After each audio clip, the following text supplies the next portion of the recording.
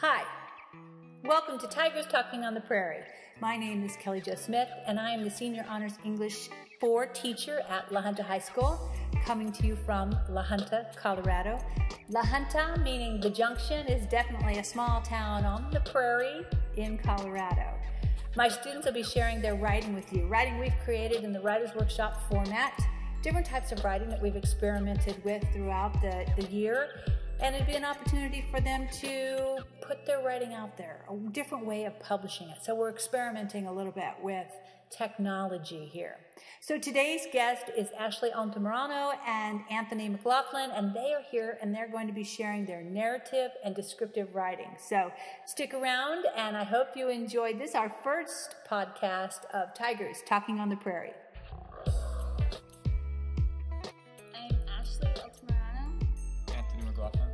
So could you two tell us a little bit about yourselves? If there's somebody out there that doesn't know you, since we're going to be putting these on our website. They may not know you. A little bit about yourselves, and then we'll talk about the activity and assignment that we had. I'm Ashley, and I'm in 12th grade right now. Well, I recently just got done with softball. Anthony? I'm a senior, and I skate a lot. And I'm in the Navy. Skateboarding. Yes. And you're in the Navy or going into the Navy? I'm in the Navy. You're in the Navy. The DEP program. Okay. All right. So in our 12th grade English class, we have been using the Writer's Workshop to explore writing and to build a community of writers. And one of the assignments we have done thus far in our class is the narrative essay. Ashley, will you talk to them a little bit briefly about the process that you went through in writing your essay? The process that I had to go through was think back when I was younger about one specific point where I can just tell about one point in my life that everyone just knows that's the specific point. And then So what you did was you really zoomed in using your writer's lens into one specific point in your life and wrote about that. Yep. Okay. So what process did you go through, Anthony? I just was trying to figure out what kind of memory I wanted to use. Did you have a lot of other memories? How did you narrow it down? I just went to my most recent. And so we know that this was narrative descriptive writing. To you, what does that mean? Either one of you. What kind of essay, what distinguishes a narrative descriptive essay from some other type of essay? It's close, so the subject is personal, okay?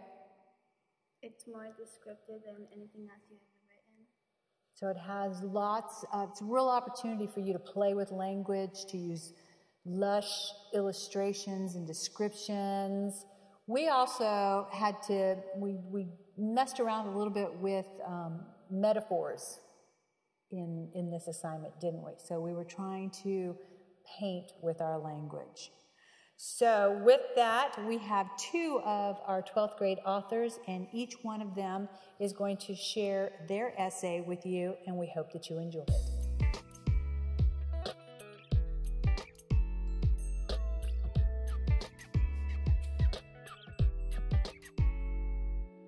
Ashley Altamirano, narrative descriptive essay, A Vacation Cut Short. It was the summer of 2004 when it happened. I was 11 years old. It began in a town called Amarillo, Texas. It was a place that I always go on vacation for 2 weeks when I was younger. It all started with a phone call from my dad. He asked me why I haven't seen my grandma yet.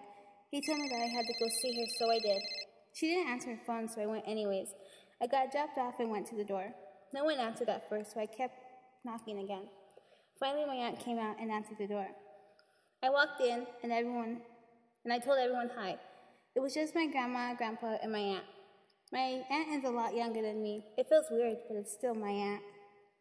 Not much has changed since the last time I've been there. You know how grandmas are. They like to keep everything plain and simple. As I walk in, I start talking with them. My grandma asked me how school was going, and I answered, school is a gateway to adulthood. She just laughs at me. Then my grandma had to finish a few things, so I ended up just talking to my aunt. We got bored inside, so we headed outside. Outside, they had 2 dogs, one brown one and one black one, and a trampoline. As I walked outside, they both started barking at me. My Aunt Rainey is their name, told them to shut up, but the black dog stood barking at me. As we headed to the trampoline, it was constantly. The next thing I see is my grandpa Dennis come outside and go towards the dog. He unleashes the dog and has it by its collar. I wasn't sure if that was a smart thing to do since it was barking at me. I guess he wanted the dog to shut up that bad. As he's walking, he brings the dog towards me. I can see in the dog's eyes he doesn't really like me that much. Since he has him by the collar, it is calm. He told me, if you feed it, it should start liking you. I believed him, so I grabbed the food and held my hand out to him, and the dog started eating out of my hands. I pet it, making sure it stood calm. I and the dog were fine. Then the unexpected happened. Still knowing that the dog wasn't very sure of me being around, I was getting curious about him and thought to myself, what my grandpa had did wasn't a good idea. I stared at the dog, watching it to see what it does. I walked around, smelling the ground and my shoes. Then as I watch it circle the trampoline as I'm laying on it, I take my eye off it for no more than a second. It jumps onto the trampoline and grabs my leg and bites it. My grandpa didn't grab the dog in time. He tried to help, but his legs were rubber. So I jumped off and ran with the wind to the fence, scared. I ran inside the house and my ankle is bleeding like no other. It didn't really hurt. I was just scared because I was losing a lot of blood. I could see a big puddle of blood already piling up on the white carpet. I was then rushed to the ER, got stitched up, and went back to my grandma's. Leaving everything that I had at my other aunt's house, I went home. I was not there for more than a week, and I usually stay there for 2. From that day, my vacation was cut short, and that was the last time I ever went back there. AnthonyMcL, Nerd of Best Day, Skate Day. On a hot September day, I was anxiously waiting for my second skate competition. I knew I had to go big. I had to do my best to get my prize. As I was waiting, I kept thinking that I was going to screw up. I had no confidence. Out of nowhere, I was having a flashback to a time when I first started skating. I could hardly even move with the board. I started to realize that I have gone very far from my first time on a skateboard. Back to reality, I could feel a tremendous weight off my back. I was confident and ready to skate, and skate hard. By this time, there was only 10 minutes till the competition would start. Still very confident, my stomach began to turn over and over like a loop-de-loop roller coaster. I knew it. I had the first run jitters. Will all the skaters for the beginner bracket please report to the roll-in? The announcer called over the microphone. All 6 skaters made their way nervously to the roll-in. Once all the skaters were at the roll-in, the announcer was seen making his way to the microphone. Are the judges in their positions? The judges nodded. Skaters, are you ready? We also nodded. The first skater up will be AnthonyMcL. Anthony, are you ready? I nodded, but in all reality, I was not ready. You may start on the count of 3. 3, 2, 1, go. I started skating, going down the roll-in. I had started off on a good hand. As soon as I saw the crowd, I lost it. I didn't land anything. 3, 2, 1, that's it for Anthony's first run out of 2, called the announcer. I blew my first run. I could not believe it. I didn't land anything. However, I still had a second run. I was going to have to be a lion chasing its prey. With my head back on straight, I was ready, waiting for my next run. I sat patiently watching as my competition. They were not landing much of anything either. Knowing this, I got into a position for my second run to start. I was ready. I was the lion stalking its prey, my prey being first place. Pushing all distractions to the back of my mind, I heard the announcer call my name once again. Anthony, are you ready? Again, I nodded, this time ready. 3, 2, 1, go. Again, I was first off. I grinded down an incline. That was it. I landed it. I rolled up to a 5-foot bowl and dropped in. I carved around. I was gliding. The chase was on. I was close to my prey. I jumped out of another 5-foot bowl, went around a bend, and ollied onto a box. My adrenaline was close to its peak. My run was almost up. I decided to go bigger than I had ever gone before in any competition.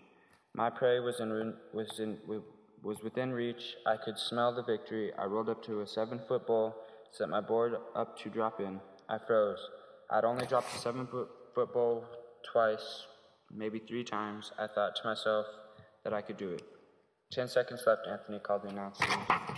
At that note, My adrenaline hit the peak, and my prey was 10 seconds away. I closed my eyes and dropped in. My adrenaline was so high, I blacked out. When my vision came back, I was out of one of the 5-foot bowls. I did it. I landed everything. I caught my prey. After I finished my second run, I was happy with what I accomplished. I no longer cared if I received first place or not. When everyone else was finished with their last run, the announcer called the third and second place skaters. I was nervous. I heard my name. I did it.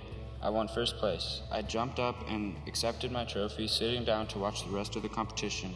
I had another flashback. This one was me skating down the driveway and riding off the curb. This feeling was the same. I got my prey. I was a champion. This podcast is an educational opportunity of La Junta High School's English and Technology departments. It was recorded in October of 2010 from La Junta High School, located at 1817 Smithland, La Junta, Colorado. Join us again for our next podcast of Tigers Talking on the Prairie.